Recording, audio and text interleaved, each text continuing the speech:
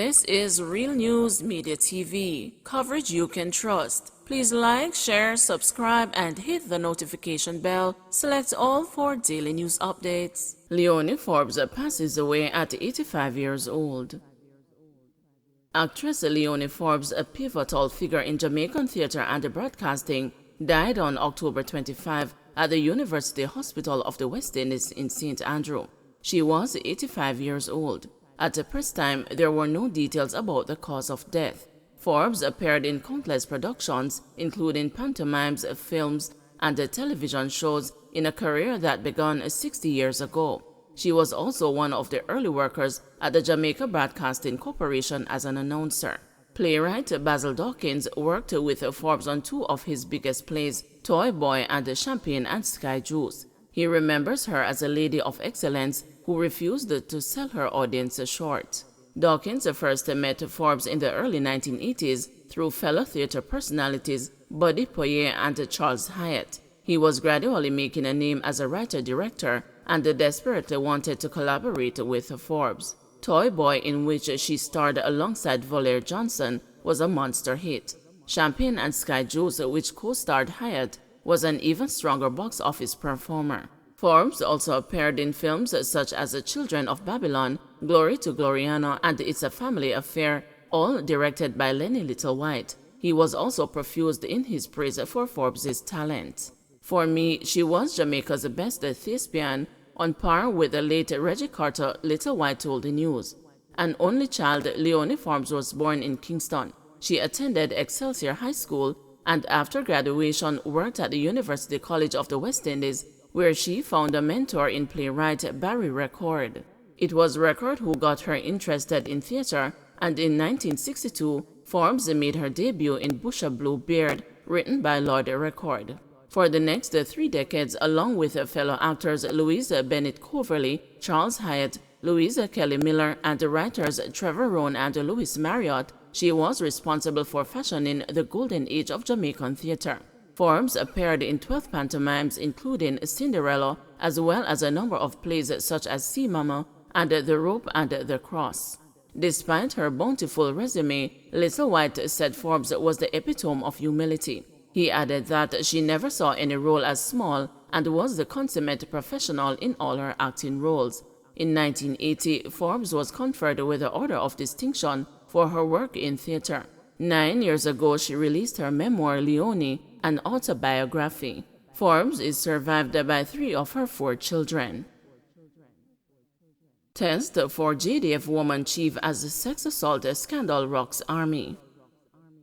History-making Army Chief Rear Admiral Antoinette Wims Gorman is facing her first leadership acid test since rising to the helm in January as allegations of sexual assault mount against a high-ranking member of the Jamaica Defense Force. More than 16 women have filed complaints of rape, fondling, and unwanted sexual advances against the senior Army man who remains on the job, sources have indicated. The scandal began unraveling after the first female soldier complained to Army brass that she was sexually assaulted by the senior officer, who the news will not name because he has not formally been charged.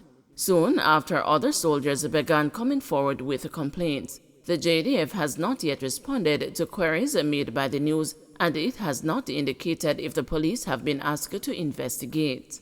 Gender experts have expressed doubt that the Jamaican Army, even under its first female Chief of Defense Staff, can shed the vestiges of patriarchy and machismo which have marginalized the women for decades. Judith Wedderburn, a gender practitioner, has poured cold water on expectations that the matter will be transparently investigated. She said it was unrealistic to expect a sea change in the JDF's culture of secrecy. What is the statute or the law under which the JDF functions such that its own internal disciplining mechanisms are internal, especially on a case like this, Wedderburn questioned. So my expectations that anything will be different are very low. I am alarmed that so many women have come forward, but I am not encouraged that it will make any difference because it has become public and we have a female Chief of Defense Staff.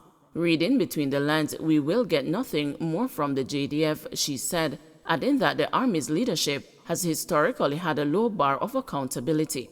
The JDF confirmed in a news report on Monday of the sexual assault scandal, but said that it will commence preliminary investigations into allegations of sexual harassment. The military said that the probe was launched as soon as the report was received, but asserted that it would not comment further on the matter. It said that the JDF has a robust sexual harassment prevention policy and treats any breaches with zero tolerance. The force has a track record of dealing with disciplinary breaches of any kind where persons are found culpable, the JDF said in a statement. Wedderburn, however, said that there has been no guarantee that the women who have so far reported the matter will not be punished. How can we be assured that the women will get justice under the Sexual Harassment Protection and Prevention Act? The military is the military, but this must be explored further, Wedderburn said. Cultural Studies lecturer at the University of the West Indies, Dr. Lisa Tomlinson, said sexual assault in militaries has been a historical practice where women soldiers, especially in combat zones, may be raped by their male colleagues. This is something that needs to be talked about, where female soldiers are likely to be raped then killed in action, she said, pointing to the United States where multiple studies have confirmed her assertion. Not even just rape, but sexual harassment. These are issues we must address. I'm not surprised that it is happening in the military. What surprises me is that these women have come forward, she added. In an October 2021 publication, the New York Times called the epidemic of military sexual assault in the U.S. a prison in the system. It said nearly 1 in 4 U.S. service women reported being sexually assaulted, but cited difficulty in changing the culture. There has been no published work on its prevalence locally. Just because we have women at the head of these male-dominated spaces doesn't mean things are going to change for other women. That necessarily might not be the case because, unfortunately, sometimes even within these powerful positions, there is still intimidation and they are still working along those lines of patriarchy.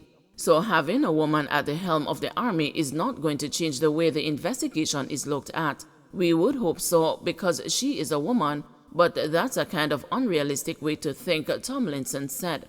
The army has been rocked by a string of sexual assault and harassment allegations over the last 2 years, including the reported March 2021 rape of a trainee by 2 soldiers at Oak Park Camp, the Defense Forces headquarters. A relationship between a woman soldier and a male superior also sparked a scandal in 2021. Police Federation at odds with DICOM. The Jamaica Police Federation says members of the security forces will not be intimidated by recent utterances of the Independent Commission of Investigations relating to recent fatal shootings by the police. DICOM has said it is concerned that members of the JCF may be in breach of the use of force policy in some of the incidents, but the chairman of the Police Federation, Corporal Rohan James, has urged the oversight body to stick to its core function, which is to investigate matters fairly and transparently. He said DICOM is mimicking a human rights lobby group, causing frustration and dampening the morale of the rank-and-file members of the force who act as a buffer between criminals and law-abiding citizens. It cannot be that the Commission of Parliament is behaving in a manner that will embolden criminals based on utterances that are being made in the public domain. You are obligated to investigate matters fairly and transparently, and we wish for you not to trample on the moral of the men and women who are the buffers between the citizenry of this country. Crime, criminality, and corruption have no place, no space in our country, and we are not going to be retreating and allowing for criminals who are marauding our citizens. DICOM has urged the security forces to determine if there is an over-reliance on lethal force in the execution of their duties. DICOM Commissioner Hugh Faulkner said this is among several questions which need to be answered following the increase in police fatal shootings since January. New facility opened at KPH for people living with HIV. A new care facility at the Kingston Public Hospital will offer prevention, treatment, and support services as part of Jamaica's national HIV program.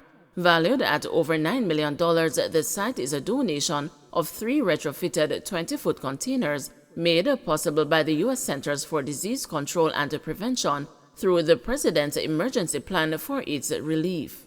Minister of Health and Wellness Dr. Christopher Tufton received the donation during a handing over ceremony with the United States Ambassador to Jamaica, Nick Perry, on Tuesday at the KPH. Today's handover from CDC will support the work of creating enabling environments for all persons seeking and accessing care. The facility will offer a private space for consultations. This, we anticipate, will enhance confidence in patient care and the service delivery, Tufton said. A media release from the Ministry of Health said efforts to provide universal access to treatment for persons living with HIV remain a priority of the ministry. The KPH houses one of 6 sites through which HIV care, prevention, and treatment services can be accessed. Don't forget to like, share, subscribe, and hit the notification bell. Select all for daily news updates.